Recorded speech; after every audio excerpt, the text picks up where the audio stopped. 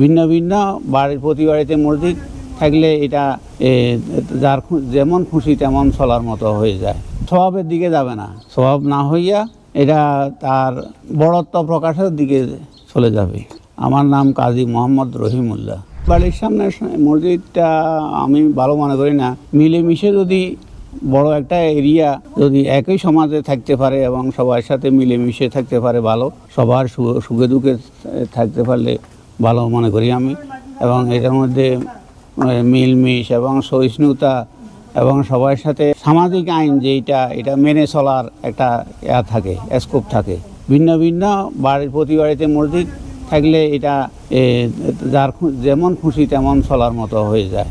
ঘন ঘন মসজিদ হওয়া মানে নিজের ওই সূরা, একটা সূরার ভিতরে আছে, সূরা তাকাসুরের মধ্যে আছে যে আমি মসজিদ দিলাম, আমার এই কবরস্থান, এই গোরস্থান, এই সেই অনেক কবর আছে আমাদের, তারপরে আমাদের বাড়ির ঐতিহ্য আছে, এই আছে সেই আছে। এগুলা যখন এই সূরার মাধ্যমে বলা হয়েছে, যখন এইটা দেখা দিবে তখন এটা স্বভাবের দিকে যাবে না, স্বভাব না হইয়া এটা তার বড়ত্ব প্রকাশের দিকে চলে যাবে।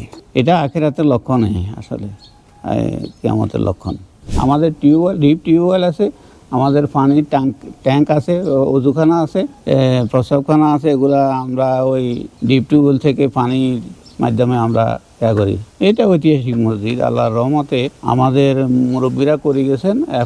এখনও ভবিষ্যতে আমরা চাইতেছি যে মুরব্বীরাই এটা পরিচালনা করে, আমাদের পুরা গ্রামটা মুরব্বীরাই পরিচালনা করে।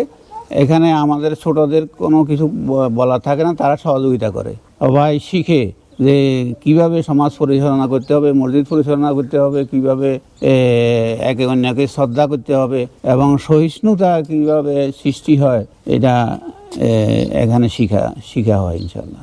আমাদের এই মসজিদটার নাম বেদাবার শিলুয়া নতুন জামে মসজিদ। আগে আমাদের একটা মসজিদ ছিল বহু দূরে, তো ওখানে রাত্রে ঝড়ের সময় বা আসা যাওয়া অনেক দূরে যাওয়া সম্ভব হতো না। এই জন্য সকালে চিন্তা ভাবনা করলো যে এখানে একটা মসজিদ হওয়া যায়। তো তখন সবাই বসে সিদ্ধান্ত নিয়ে একটা মসজিদ, ছোট আকারে একটা মসজিদ করা হয়েছে। তো এই মসজিদটা চূড়ান্ত পর্যন্ত 5 ডিসিম জায়গা নির্ধারণ করা হয়েছে। এখানে একটা ছোট টিন শেটের ঘর ছিল। 2012 সালে আমরা আবার সবাই একত্রিত হয়ে আরও একটু বড় করার জন্য এই মসজিদটাকে সবাই সিদ্ধান্ত নিলাম যে আমরা এই মসজিদ ভেঙে বড় একটা মসজিদ করব ইনশাআল্লাহ। আলহামদুলিল্লাহ আমরা 2012 সালে এটা সবাই একমত হয়ে করা শুরু করছি এবং 14-15 সালের মধ্যে আমাদের মসজিদ হয়ে গেছে ইনশাআল্লাহ।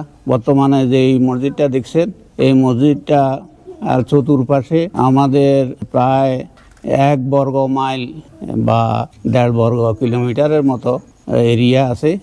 এখানে সবাই আসে, নামাজ পড়ে এবং সুন্দরভাবে এই মসজিদটা পরিচালনা করার জন্য একটা মসজিদ কমিটি আছে। কমিটি সুচারুভাবে সবাই মিলেমিশে সব কিছু হিসাব ঠিক রাখে, ব্যাংকের মাধ্যমে হিসাব রেখে সুন্দরভাবে অডিট ইন্সপেকশন সব কিছু করে মসজিদটা পরিচালিত হতেছে। আলহামদুলিল্লাহ আমাদের মধ্যে সবার সাথে মিলমিশ আছে, আমাদের কোনো অসুবিধা নাই এবং আমাদের বর্তমানে প্রায় 4 লক্ষ টাকার মতো ব্যাংকে জমা আছে এবং মসজিদের খরচ আমরা এখান থেকেই নির্বাহ করি এবং উদ্বৃত্ত টাকা আমাদের ব্যাংকে থাকে আলহামদুলিল্লাহ।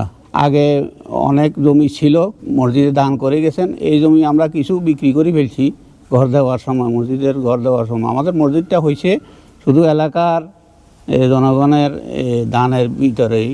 এখানে প্রায় আমরা 50 লক্ষ টাকার মতো খরচ করছি। এখানে বাইরে কোনো মানুষের টাকা নাই, আমাদের এলাকার মানুষের টাকা পয়সা এবং জমি দিয়েই আমরা এটা করেছি।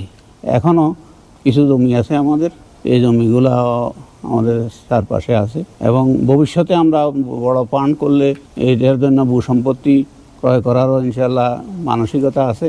মোটামুটি আমাদের অবস্থা, মসজিদের অবস্থা ইনশাল্লাহ ভালো এবং সবাই মিলেমিশে আমরা থাকি এখানে।